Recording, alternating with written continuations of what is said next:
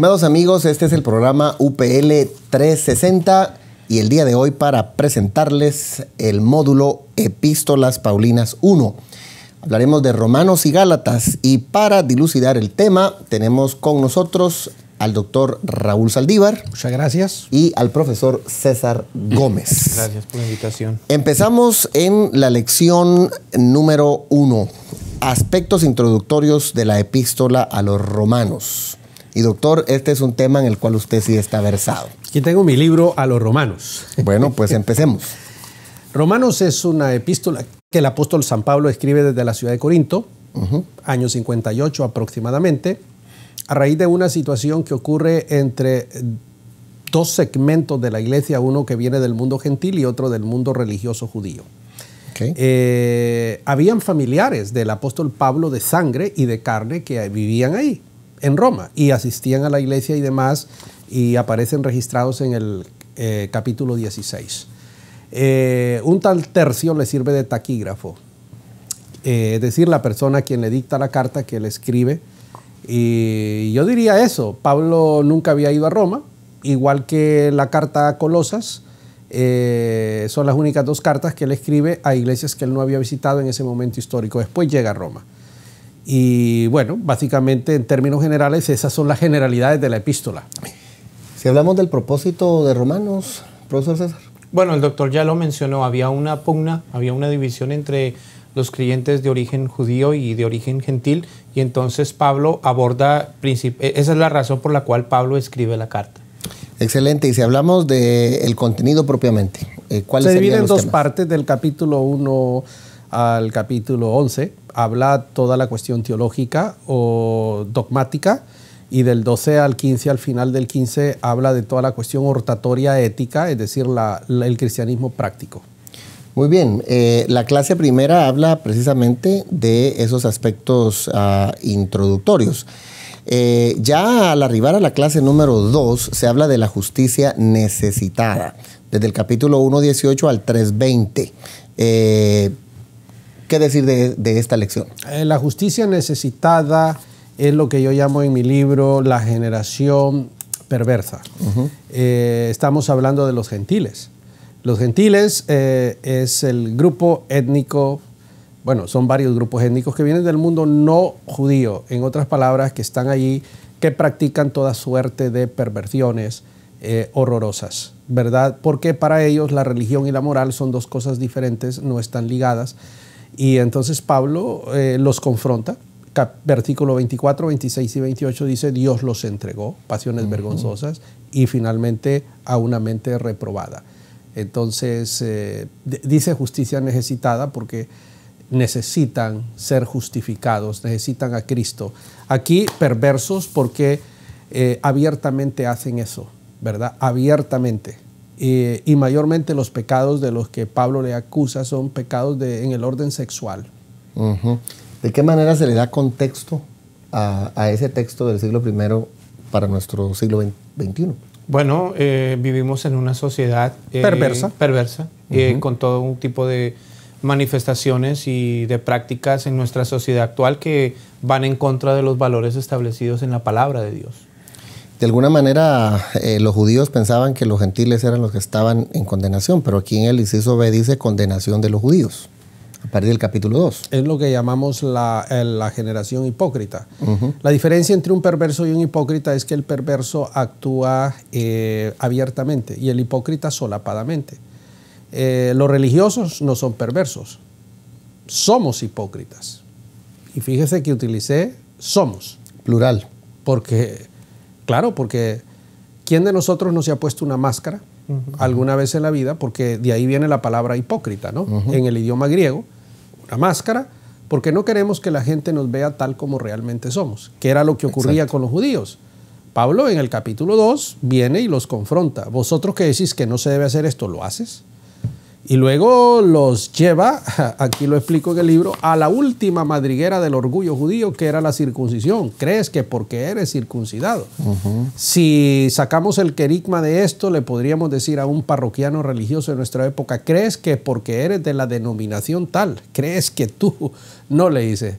igual que los gentiles del capítulo 1, tú has hecho peor porque tú has sido una piedra de tropiezo y por tu causa, entonces el nombre de Cristo está vituperado y no vas a escapar del juicio de Dios. Me gusta el hecho de que el doctor ha mencionado y le ha dado contexto a esa religiosidad que a veces se maneja dentro de la iglesia. ¿Hasta dónde afecta o afectó o sigue afectando esa religiosidad y esa verborragia a veces del evangélico común o de cualquier religioso diciendo es que yo soy cristiano y mi mamá fue cristiana y fulanos y sutanos fueron cristianos, pero tengo esos problemas? Bueno, definitivamente que desacredita la veracidad del evangelio, ¿cierto? Y entonces esa es la razón por la que muchas veces estamos como cristianos desacreditados ante un mundo gentil que no conoce a Dios, ¿no? Un mundo gentil que necesita ver un testimonio diferente.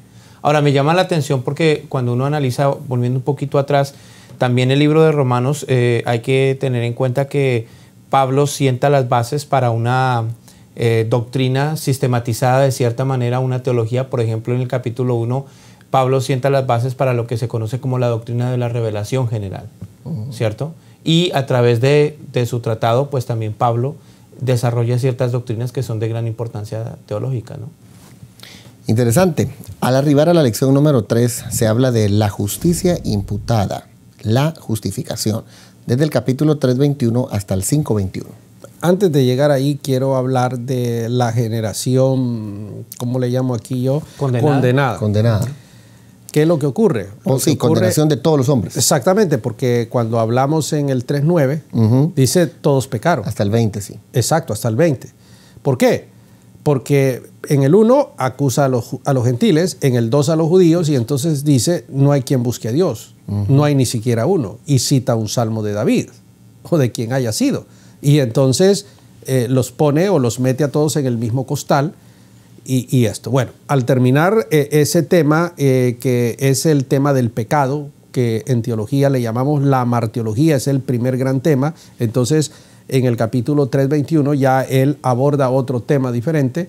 Yo le llamo aquí la generación con la esperanza. Ahí le llama la justicia. La justicia imputada. Imputada, que es todo lo relacionado a la justificación, es a la salvación por la fe. Doctor, para seguirle el hilo, las primeras 3 generaciones, la primera la perversa, la segunda la hipócrita y la tercera la condenada. Muy bien. Esto es como yo lo planteo en el libro. Sí. Y voy a decirle a la gente que esa nomenclatura que aparece ahí está siguiendo el mismo concepto de Caldwell Riley, que es el señor que hizo la Biblia de referencias, Riley Bible Study, ¿ok?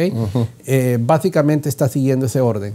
Ahora, con la salida de mi libro, entonces yo utilizo la nomenclatura que yo invento, así de sencillo. Esa es la que inventó Riley, que es la que seguimos ahí. Excelente. Y entonces, para una comprensión mejor, pues qué mejor que comprarse si quiere estudiar el libro de Romanos a los romanos. A los romanos, el libro a los romanos, una carta de ayer para el mundo de hoy, es un trabajo actualizado. Muy bien. Entonces, al entrar en la lección 3 de la injusticia imputada, la justificación, hay algunas metáforas en el libro de Romanos. Sí, claro. La metáfora legal y la metáfora ritual y ese tipo de detalles. Pero básicamente el tema central ya, la justicia imputada, es la salvación, ¿verdad? Es decir, concepto soteriológico. Es decir, que se me imputa, no es que yo me la gano. Nadie puede ganar la salvación. Por el hecho de creer en Cristo Jesús, por ese hecho, entonces yo ya soy salvo. Entonces, en el capítulo 4, el apóstol Pablo, que maneja la lógica aristotélica a la perfección, él argumenta para probar que el asunto es por la fe, citando 2 ejemplos, el de Abraham y el de David. Entonces ahí él nos expone cómo es que ellos alcanzan la justicia por creer. Entonces él hace la analogía y dice, en Cristo igual, hay que creer. Entonces en el 5.1 dice, justificados pues por la fe tenemos paz para con Dios. Y ahí desarrolla todo el asunto, ¿verdad? Del tema, de la salvación por creer. Entonces yo aquí en el libro le llamo la generación de la esperanza. Ya no uso esa palabra jurídica, imputada, que es una traducción del inglés un tanto, ¿no? No se usa mucho eso en el castellano. Entonces aquí uso de la generación de la esperanza porque el creer en Cristo trae esperanza al ser humano. Entonces, hay una esperanza. Y yo expongo aquí en el libro que la persona que cree en Cristo resuelve todos sus problemas, incluyendo los financieros y su realidad socioeconómica, todo, absolutamente todo, ¿verdad? Por eso digo, es un mensaje actualizado de la carta a los romanos. ¿Algo que quisieras puntualizar o ampliar en esa parte? Bueno, la pregunta que yo quería hacerle al doctor Saldívar para aclarar el asunto, ¿a qué se refiere específicamente cuando estamos hablando de que la justicia, de la justicia imputada?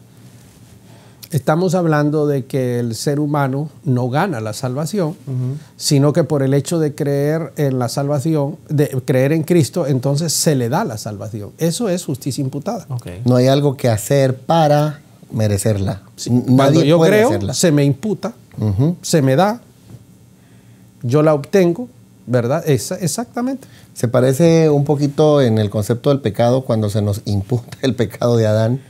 Y entonces ahora también totalmente la gracia nos hace del Señor. Responsable. Eso lo dice Pablo en Romanos 5. Correctamente, cuando se habla de los beneficios de la justificación, desde el capítulo 5, verso 1 hasta el versículo 11. Esa es otra de las cosas que quiero señalar del apóstol Pablo, que es un espectáculo. No solamente maneja la lógica aristotélica, sino que este es un hombre que hace unos midrash, utilizando personajes del Antiguo Testamento como Abraham, como David y aquí Adán. Y el midrash que él hace es que toma la figura de Adán, el hombre que peca, un pecador, y lo contrasta con la figura de Cristo. Y habla del primer Adán y del segundo. Y hace una interpretación sui generis. Eso es un espectáculo. Nos habla de un hombre de otro planeta, de otra esfera. Ahora, el concepto que él desarrolla aquí en Romanos, ese midrash, ¿Pablo lo basa solamente en la cuestión de lo que describe el libro de Génesis o hay otro tipo de literatura que el apóstol Pablo utiliza a la hora de hacer su midrash aquí en el libro de Romanos? Sin lugar a dudas. Pablo estaba influenciado por el mundo griego, no hay la menor duda, porque la literatura no venía de Israel, venía de Alejandría. Es decir, había literatura en Israel, eso está claro, pero los judíos de Alejandría, allí donde ellos estaban era donde realmente se batía el chocolate. Y Pablo sabía eso. Ya. Interesante. Para terminar esta primera parte, en la lección 4 se habla de la justicia impartida, la santificación, que va desde el capítulo 6, 1 hasta el 8, 39. Aquí y yo le llamo la generación santa. Y yo redefino que estamos aquí en esta serie redefiniendo, porque santidad es el concepto de aquel que no quiebra un plato. Y yo aquí digo, santidad es aquel que quiebra la vajilla. Hay un contraste en lo que nos enseñaron. Erróneamente, perdón que use esas expresiones, pero es erróneo lo que nos enseñaron a nosotros, porque cuando pecábamos era un complejo de culpa tan brutal que no dormíamos por meses. No, hombre, los santos no solamente rompemos el plato, nos tiramos la vajilla completa.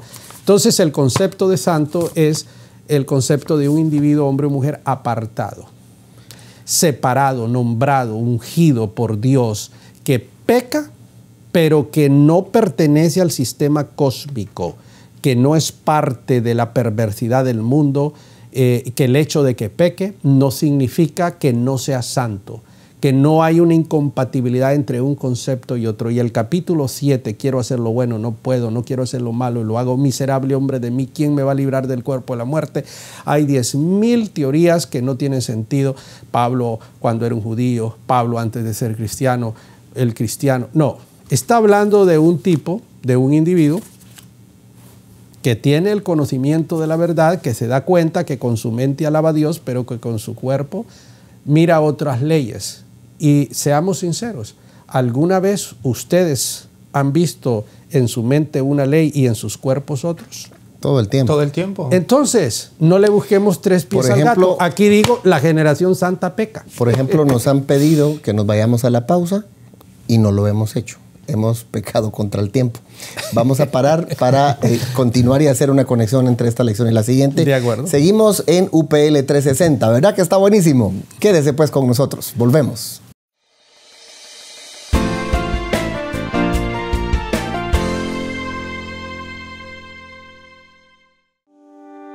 Liderazgo Empresarial es el nuevo diplomado de Universidad para Líderes, diseñado para emprendedores, hombres y mujeres que cambian paradigmas, que miran al futuro, líderes con una nueva mentalidad, con estrategia, que trabajan en equipo. Si tú eres esa persona, debes inscribirte ya en el Diplomado en Liderazgo Empresarial, el diplomado que potenciará tu vocación. Para más información, escríbenos a información@universidadparalíderes.com o llámanos al 904-415-3464.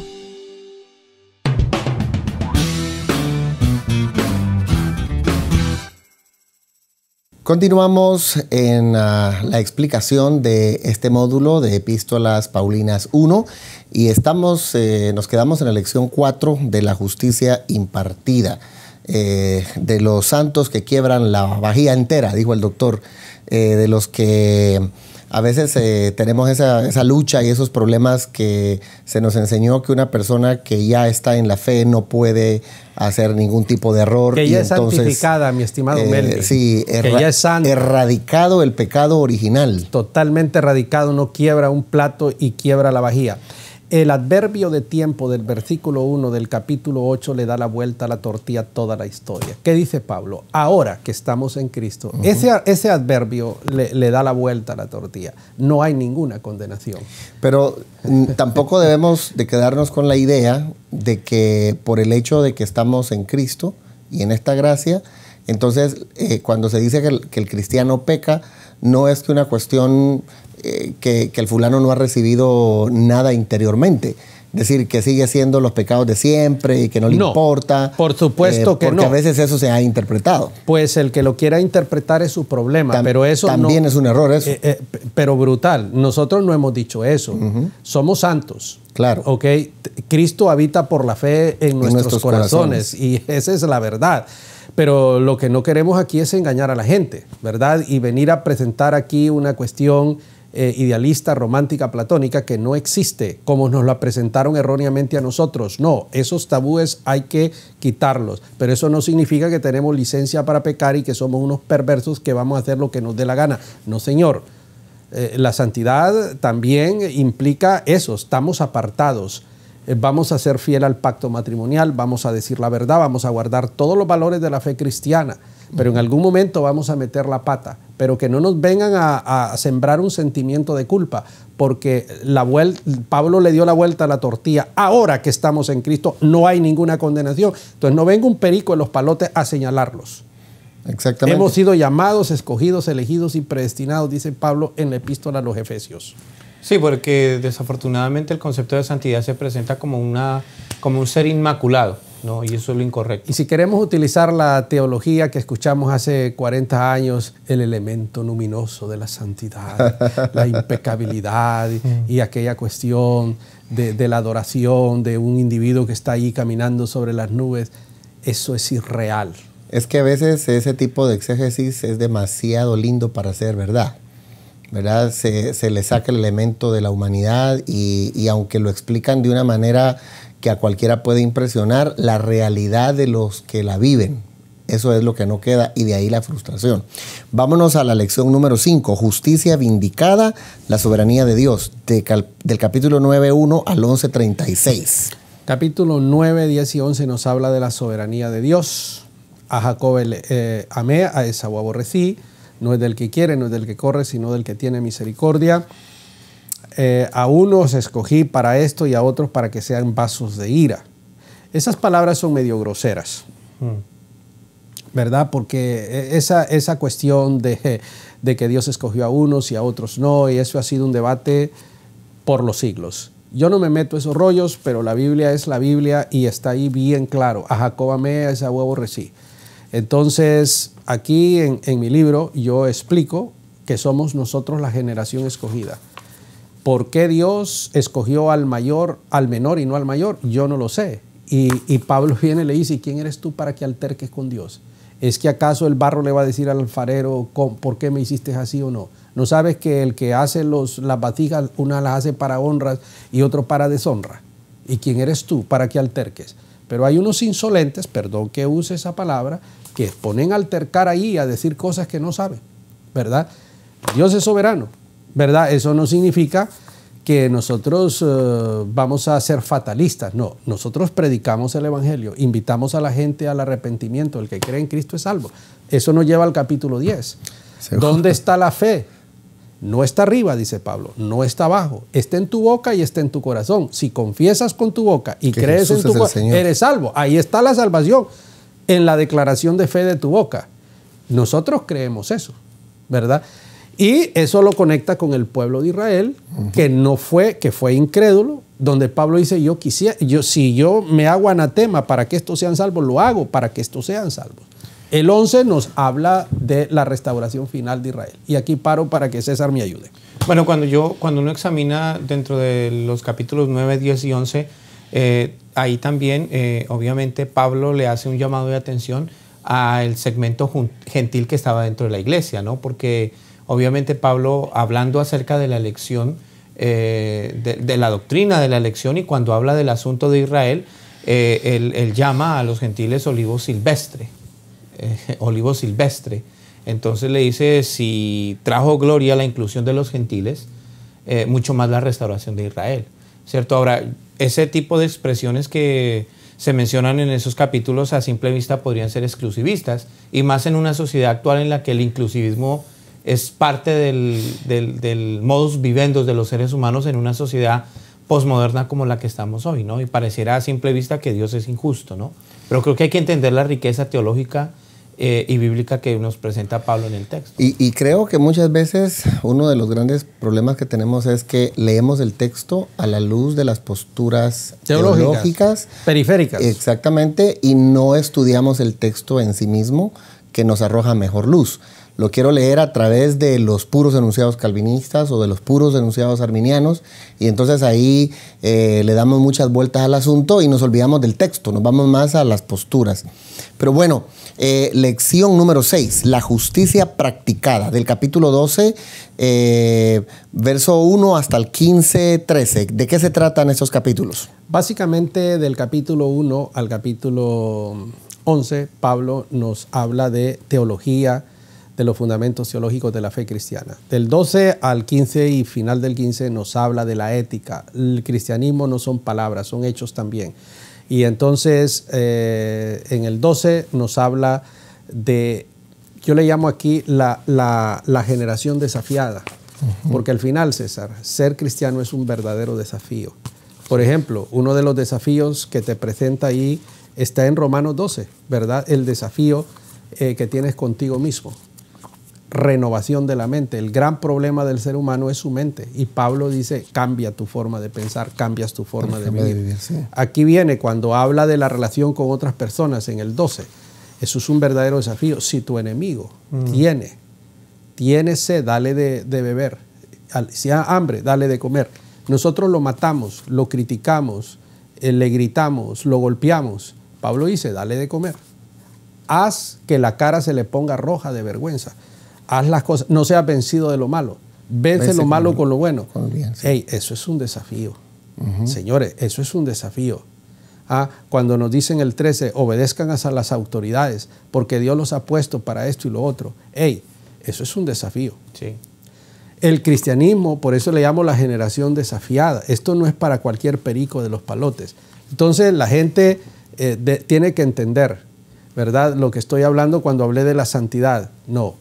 El cristianismo son hechos, y esto tenemos que entenderlo, ¿verdad? Entonces, cuando llegamos al 14, dice, el que come carne, no critique al que solo come legumbres y viceversa. Entonces, habla del respeto al diferente. Nosotros al diferente lo descuartizamos, lo criticamos, lo pulverizamos. Pablo dice, cállate, respeta al diferente. ¿Ok? De acuerdo. Entonces, eso es un gran desafío que nosotros tenemos. Por eso le llamo la generación desafiada. Ahí se le llama la generación, ¿cómo se le llama ahí? La justicia practicada. Es decir, la vida cristiana practicada. Y es que muchas personas se quedan en el capítulo 7 ¿verdad? Y después no ven la parte de la praxis que viene a ser el resultado de una vida justificada y cambiada por el Señor. Debemos avanzar, el tiempo nos apremia. Lección 7, la apología y planes de Pablo, del capítulo 15, versos del 14 al 33. Ahí no hay mayor cosa que decir que la cuestión, pues, la parte final de la carta y todo ese tipo de cosas, ¿no? Muy bien. Pasamos a la lección número 8, introducción a Gálatas. ¿Y por qué Romanos y Gálatas se deben estudiar juntos? Una buena pregunta. Gálatas en realidad es una región donde Pablo se cree había fundado 3 iglesias, Icono, Listra y Derbe. En el sur de esa región, hoy Turquía, en aquella época Asia Menor, que funda en su primer viaje misionero cuando Bernabé y Juan Marcos le acompañan.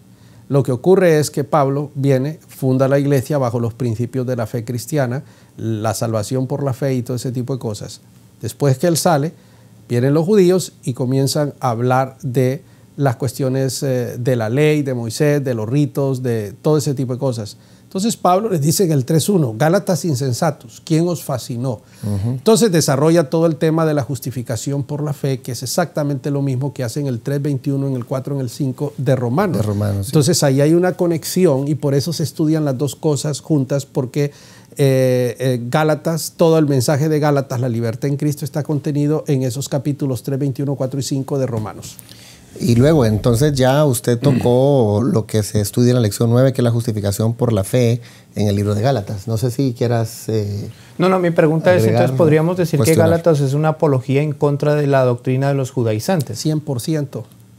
Y si lo queremos actualizar el mensaje, contra cualquier persona, doctrina o teología en la actualidad que trate de imponernos cargas, sacrificios, cuestiones que no sea la fe en Cristo Jesús. Legalismo. Es una apología en contra del legalismo.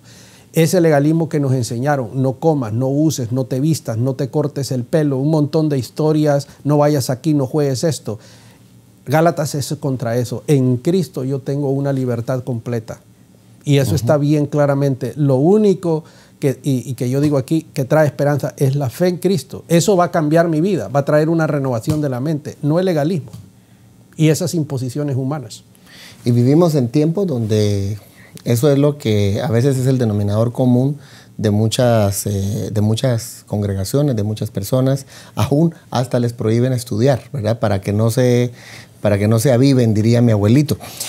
Amigos, creo que el estudio de este módulo ha sido altamente edificante, educativo y motivante. Esperando que usted siga con nosotros y siga estudiando en la Universidad para Líderes. Por favor, si quiere conocer más de esto, matricúlese www.universidadparalíderes.com. Será un gusto tenerle dentro de nuestros estudiantes, porque si le agrega educación a su vida, cambia el futuro de su ministerio. Este fue su programa UPL 360. Muchas bendiciones.